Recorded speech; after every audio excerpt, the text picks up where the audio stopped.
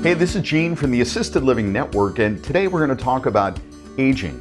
And we're going to talk about not just aging, but healthy, longevity. How can we last longer and live better?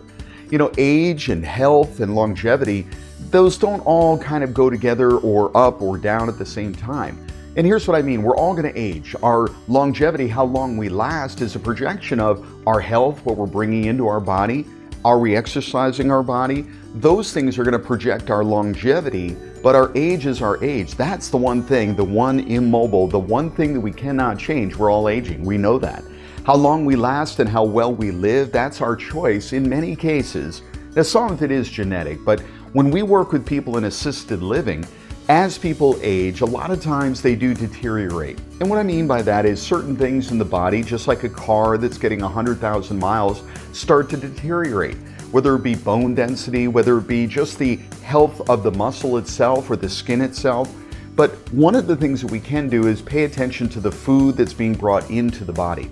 Think of the food as fuel. And that fuel itself that's being brought in, is it good? Is it bad? Is it high octane? Is it low octane? We can run, our bodies are incredible. We can run and exist on very little food, very little input of energy into our body. But what kind of level are we living at? Now, you and I both have met some people who are much younger, maybe in their teens or early 20s, where their metabolism is through the roof. Their energy is high, and the food they intake is burned off very quickly. As a matter of fact, when you have a teenager in the home or a grandson in the home or granddaughter in the home, especially the grandson, they tend to eat a lot because they're burning so much energy. So they take in a lot and they bring out a lot. As you get older, take that person who's 18 and now go 88, 70 years in the future, they're bringing in very little fuel and their life is a lot more sedentary, a lot calmer. So food is one and food is energy. If you take in too much fuel and you don't burn it off, well, your body stores it. Now, we all know that, and we say, oh, fat, and we say somebody's not healthy. And the reality is, very simply, it could be too much food being brought in, too much fuel or energy not being used into the body. So one is the amount, the other one is the quality. Is it high octane? Is it low octane? Is it leaded or is it unleaded? Is it diesel fuel? So what's being brought into the body? You know, a calorie is not just a calorie. And the way I look at it is, it's not what you eat, the amount that you eat, it's the quality of the food. When we say what you eat, yeah. When we have vegetables, when we have meat, when we have certain things, fish that come in, it's good. But when we have other things like sugar and high fat and high salt, those things can be negatively affecting the health of that individual. Now, the other one that a lot of people don't focus on is the liquid, water. Now, water is the base liquid that everything else is created from, whether it be coffee or soda or juice. But water is really the prime element that we need to have. You can go without food for 30 days, 60 days, but water, if you don't have water within a few days, you will dry up and you will probably pass away quickly. So fuel is one thing, but the water, the hydration is even more important. In my experience in assisted living is a lot of older people simply don't want to drink liquid. Why? Because it makes them go to the bathroom. It makes them have to go into the bathroom, which a lot of them, that is where their biggest issue of falls and not being safe comes in. My father-in-law, I love him dearly, but one of the issues that he has is that he does not drink enough fluids. So when we ask, how you doing? Did you have anything to drink? He'll say, oh, yes, I did. Well, what did you drink? And the last time we talked to him, he said soda. Well, hold it. Soda is water in its base, but it's got a lot of sugar. It's got other chemicals and so on, but that's not really healthy for your body. It is liquid, which is good. Well, why don't you drink more water? I don't like water. Now, it's subconscious because it's not that the body doesn't like it. It's not that he doesn't like the taste or the non-taste of water. What it is that he knows subconsciously that if he takes in that fluid, he's going to have to go to the bathroom. And when you have to go to the bathroom, well, for some people, that can be a cause of concern because that's one of the biggest places, locations where falls happen.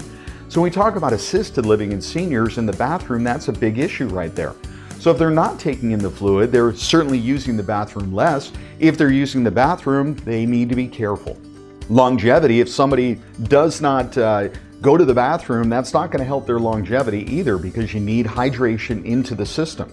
Now, there is one other solution, not taking it in by mouth orally, but injecting it straight into the bloodstream.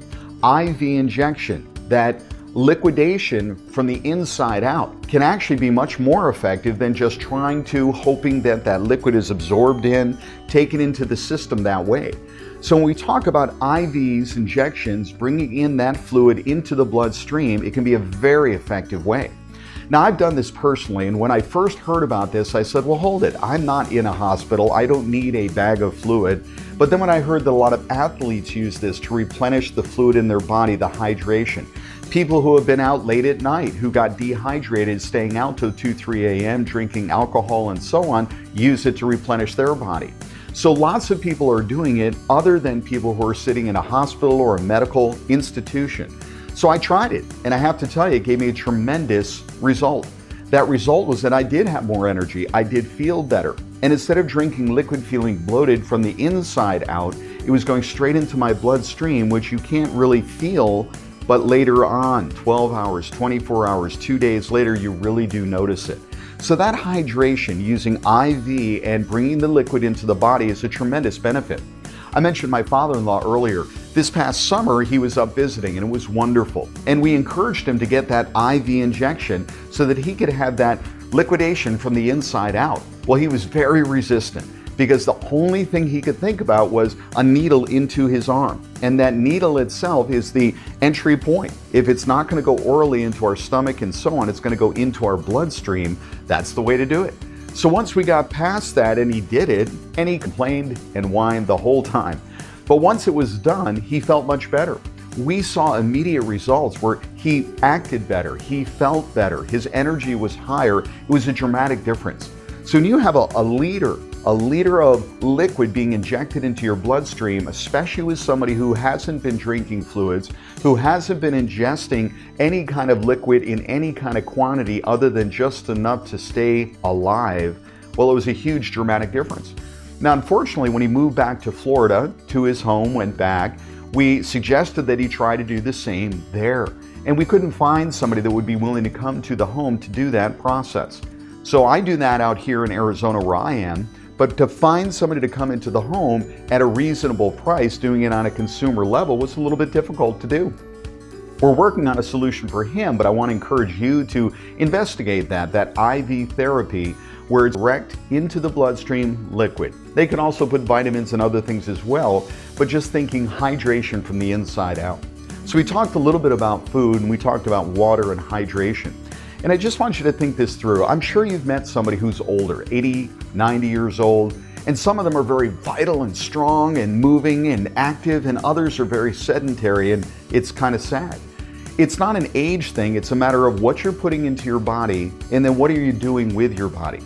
In our assisted living homes, what we do is we provide activities. We get them moving. We have activities so that they're not just sitting in the front of the TV, they're not just lying in a bed, but they're being more active.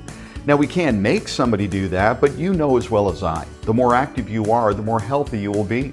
And the healthier somebody is, the longer they're going to last, longevity. In the assisted living industry, my goal, my purpose is to help people not just survive, not just exist, but to actually live a healthy life. Now, that healthy life will extend their life longevity, and from a business model, that's a good thing too. Because the longer they're alive, the longer they're a resident in our home, it's a better thing. So it's good for them personally, it's good for their family because the family wants them to be around, and it's good from a business model financially as well. But there's a third component to health and longevity, and that is the social aspect. You know as well as I, you've met people who are very happy, you've met people that are miserable. And those people that are happy, many times they're happier, they're more socially aware and socially integrated because they're integrating with other people. They're not just being a lone wolf, staying at home, sitting in front of the TV or a computer game or whatever it may be. They're interacting with people.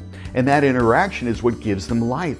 So part of the health and longevity is providing social interaction. And when it comes to people that are older, that's one of the biggest issues, problems, challenges that they have is they're at home. Maybe they had a large family, but now the kids have moved out, the spouse has moved on, and they're there in this large home alone. and they're there most of the day and night just by themselves. The social interaction is gone. And people come to visit, and those interactions could be strained, they could be a little bit awkward. It takes some time when you sit down with somebody to reconnect. But if somebody just comes in for a quick visit and they got to get back and get dinner on the table and feed the kids, that's their kids or grandkids, well, that can be a little bit strained and a little bit forced. And if their friends are now stuck in their own homes, they can't readily go visit them because mobility is an issue. So this whole concept of how do we work with these people, how do we help these people? Well, that's where a group home really works out to their benefit, because it helps not just in taking care of their physical needs, but also the social interaction. Working with and communicating with peers of their own age, people that have the same kind of interest. And it's just like my wife and I, we've been married for over 30 years, but when we get together, we don't have to sit there and just talk to each other all the time. It may just be there being together, whether it be reading a book, whether it be watching a TV show. It's the concept of being together. That social interaction can be nuanced, or it can be interactive, full-blown debate. So in our care homes and in assisted living itself, there's a lot of interaction, at least there should be, offered to those seniors. The assistance comes not just in the food and the water and all of that, and not just in exercise, which is equally important, but also the social interaction, the ability for them to connect with other people. Health, longevity, social interaction, they all work together. And when it comes to assisting all of us as we age, all of these are equally important. I'm Gene, and I look forward to talking to you on our next segment, Do Good and Do Well. If you like what you've seen and heard, please subscribe.